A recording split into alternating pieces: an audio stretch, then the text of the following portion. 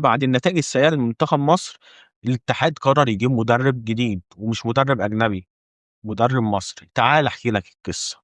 تعال نرجع بالزمن ل 2004، وكان ماسك المنتخب المدرب ماركو تاراديلي. وماركو تاراديلي ما كانش محقق مع المنتخب نتائج حلوة، كان نتائج يعني زي ما تقول كده سيئة، ما تليقش بتاريخ المنتخب ولا بتيشيرت المنتخب.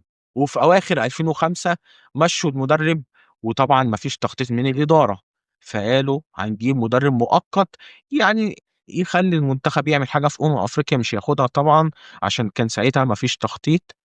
وجابوا حسن شحاتة. بعد ما مسك المنتخب حسن شحاتة كان برضه بيقدم نتائج سيئة، وما كانش حد من الجمهور كان متوقع منه ساعتها نتائج، وقرر اتحاد الكورة ساعتها اللي هو ما كانش هيشارك في بطولة 2006. وساعتها الإدارة عرضت على حسن شحاتة إن هو ما يشاركش في البطولة بسبب الظروف السيئة اللي كانت بتمر بيها المنتخب، لكن حسن شحاتة قال لهم لأ، وقال لهم هشارك في البطولة وهعمل حاجة. ومن هنا بدأ تاريخ حسن شحاتة مع المنتخب. بدأت بطولة 2006. تمام. طب ليه يعني؟ وبدأت بطولة 2006، وطبعا منتخب مصر اتحول، ولا ظروف ولا نيلة. حسن شحاتة قال لك أنا هدخل ويلا اللي يحصل يحصل، هنخاف من ايه. وبدأ دور المجموعات في افريقيا، وصعدنا دور ال 16، ولعبنا دور ال 16 وربع النهائي ونص نهائي، وكسبنا كل دول ورحنا على النهائي. وطبعا خلي بالك كانت المنتخبات في افريقيا ساعتها مليانه لعيبه في اوروبا، يعني كانت كلها نجوم، يعني زي عندك ايتو ودروجبا ويايا توريه، ولاعيبه نجوم جدا. يعني بالمختصر كده كان منتخبات اوروبيه في قاره افريقيا. ورغم كده حسن شحاته راح بمصر في نهائي افريقيا 2006، ولا همه اي حاجه. احنا عندنا تاريخ ولعبوا بالروح بتاعه التيشيرت. وطبعا قابلنا كوت ديفوار في النهائي، وكسبنا كوت ديفوار بركلات الترجيح. وطبعا الناس ما كانتش مصدقه نفسها، ازاي منتخب مصر بعد المشاكل والمدرب اللي مشي والاداره وكل ده يكسب افريقيا. بس ما يعرفوش ان حسن شحاته كان داخل بالروح، ما كانش داخل بالعيب. تفتكر حسن شحاتة واقف على كده؟ لا.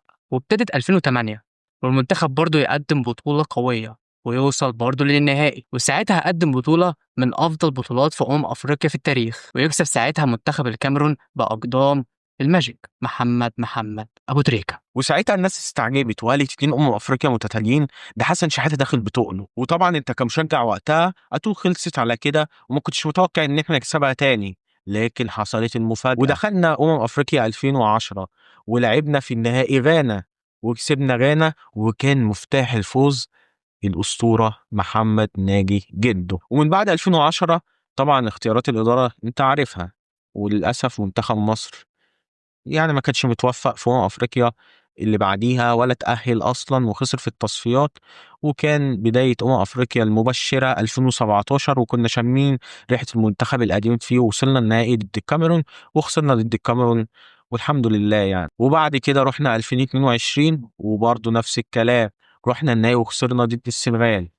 ومن ساعتها منتخب مصر وهو مش عارف يرجع تاني في أفريقيا. وبإذن الله البطولة اللي بعد أيام دي هتكون بإذن الله مصرية، ودعواتكم وإن شاء الله نقف ورا المنتخب. وبس كده، دي كانت حلقتنا. ولو عايزين حلقات أكتر اكتبوا لنا في الكومنتات واعمل لايك وشجعنا في بدايتنا، عشان احنا لسه بادئين المحتوى وعايزين تشجيع عشان نقدر نكمل بإذن الله. وبدعمكم هنقدر نعمل فيديوهات كتير. وبس كده، كان معاكم مصطفى وكان معاكم يوسف في التسعين.